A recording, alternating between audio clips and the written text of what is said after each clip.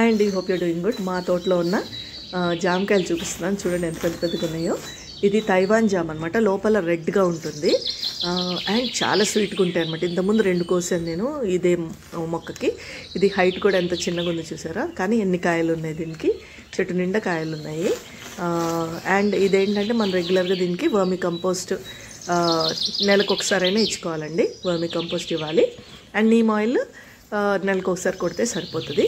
So ఎక్కువ pest అయితే ఎక్కువ రావు జామ మొక్కకి, అయినా కానీ మన జాగ్రత్త కోసం నెలకు ఒకసారి కొట్టుకుంటే బెటర్ అనమాట. అంతేకాకుండా కాయలు ఎక్కువ కావాలనుకున్నప్పుడు అయితే ఇంతకు ముందు కూడా వీడియోస్లో చెప్పాను, ఈ చిగురులు వస్తాయి చూడండి, చిగురుల్ని పించ్ చేసేయాలన్నమాట. పించ్ చేసినప్పుడు ఆ ప్లేస్లో మీకు మళ్ళీ పూలు వచ్చి కాయలు వస్తాయి.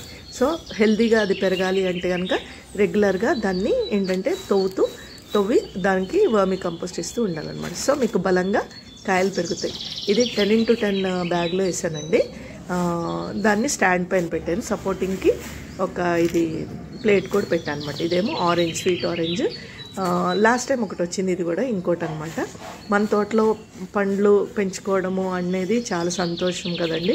మనం ఎటువంటి పెస్టిసైడ్స్ కానీ అవి కొట్టకుండా నీమ్ ఆయిల్ మాత్రం కొట్టుకొని పెంచుకుంటాం కదా, ఇట్స్ వెరీ హెల్తీ. సో మీరు కూడా మీ తోటలో తప్పకుండా ఫ్రూట్ ప్లాంట్స్ పెంచుకోండి. చిన్న ప్లేస్ ఉన్న వాళ్ళైనా కానీ చిన్న చిన్న మొక్కలు పెట్టుకోవచ్చు. Please try it and grow your own food.